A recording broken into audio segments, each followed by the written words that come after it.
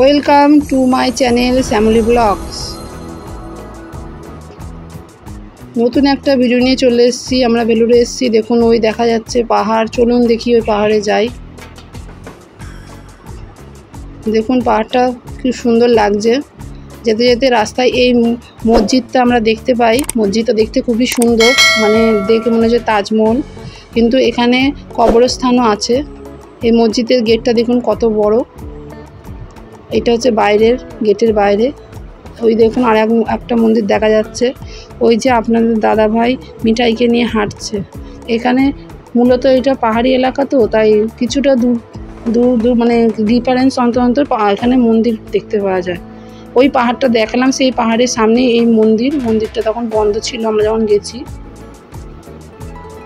এই দেখুন প্রাকৃতিক দৃশ্যটা কি সুন্দর।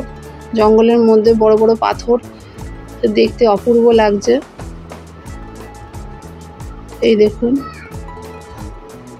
দেখুন প্রাকৃতিক মানে চারিদিকে পাহাড়ের দৃশ্যটা। এই যে সিঁড়ি, এই সিঁড়ি দিয়ে মন্দিরে যেতে হবে। ওই তোমাদের দাদাভাই আর মিষ্টি মিঠাই আগে যাচ্ছে।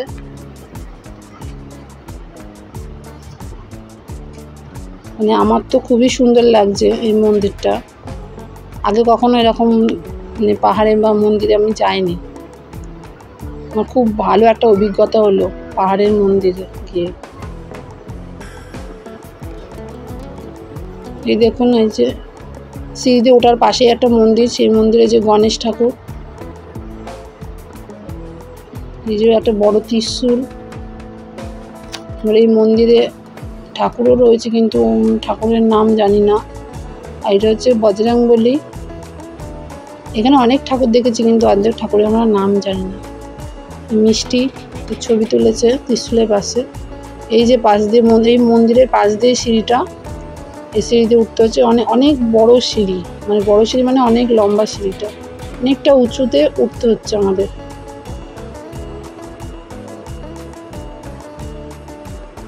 আপনারা দেখতে থাকুন। এই দিনটা ছিল শিবরাত্রি। এই দেখুন ওই মন্দিরে উঠে, সিঁড়িতে উঠে মানে কতটা উপরে আমরা উঠেছি যে আমাদের মানে নিচে যে বিল্ডিংগুলো দেখা যাচ্ছে খুবই ছোট ছোট দেখা যাচ্ছে। আর এখানে দৃশ্যটা মানে এত সুন্দর, প্রাকৃতিক দৃশ্যটা সে বলে বোঝানো যাচ্ছে না। ওই শিবরাত্রি পুজো ছিল এই মন্দিরে, তাই পাশে ওই তাঁবু টানিয়েছে। এই দেখুন পাহাড়টা দেখুন খুব সুন্দর। অনেক লোক গেছে দেখতে এই মন্দিরে। এই দেখুন এবার এই পাহাড়ের উপর যে মন্দিরটা আছে সেই মন্দিরে আমরা ঢুকছি।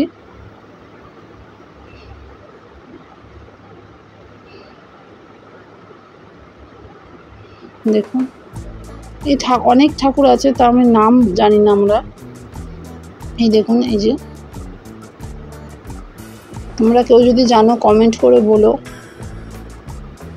এই দেখুন এখানে ছোটো ছোটো শিবলিঙ্গ, তারপরে সার, ওই ভেতরে আছে শিবলিঙ্গ। ওখানে ভেতরটা অন্ধকার ছিল তাই ছবিটা ভালো আসেনি।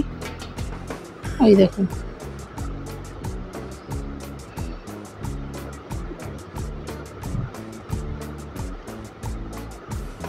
খুবই ভালো লাগছিল মন্দিরের ভেতরটা গিয়ে। দেখুন এইদিকেও ঠাকুর আছে।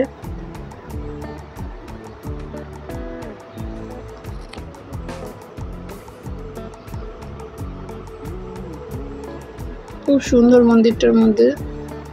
ওই যে মিষ্টি ঠাকুরকে নমস্কার করছে, মিষ্টি। এই দেখুন ভোগ, মানে ওখানকার দাদা ভাইরা আমাদের রিকোয়েস্ট করলো যে ভোগ খেয়ে যাওয়ার জন্য, তাই আমরা এই যে সবাই মিলে লাইন দিয়ে, আরও অনেকেই ছিল, সব লাইন দিয়ে ভোগ খেতে বসেছি শিবরাত্রির দিনে। জানেন এখানে যে ভোগটা খেলাম আমরা, সব পেঁয়াজ দিয়ে রান্না করা ভোগটা। আমি তো অবাক, কেননা আমরা বাঙালি, আমরা তো আর পেঁয়াজ রসুন দিয়ে ভোগ করি না। যাই হোক খেলাম। এবার খেয়ে এই বাড়ির দিকে রওনা, যখন হোটেলের দিকে রওনা হচ্ছি। দেখুন এবার উপর থেকে বুঝতে পারছেন তো কতটা সিঁড়ির মানে উঁচুতে আমরা উঠেছিলাম। ওই দেখুন মিষ্টি মিঠাই আর আমাদের দাদাভাই নামছে।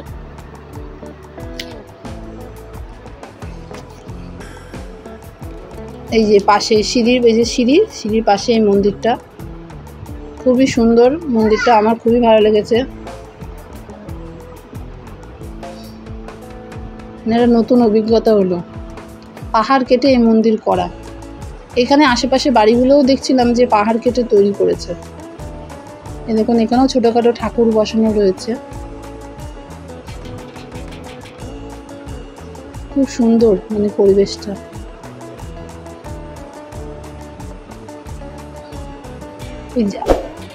এই পাহাড়ে ওঠার মুখে যে মন্দিরটা বলছিলাম বন্ধ, সেই মন্দিরটা দেখুন খুলেছে, এই যে মিষ্টি ঢুকেছে। এই দেখুন সেদিন শিবরাত্রি ছিল, তাই ওখানকার মানে মহিলারা কি পুজো মানে চারিদিকে ঘুরছে মন্দিরে। এই যে এই দেখুন, এখানেই আমার এই ব্লগটা শেষ করলাম। টাটা, বাই বাই, আবার আসবো নেক্সট কোনো ব্লগ নিয়ে।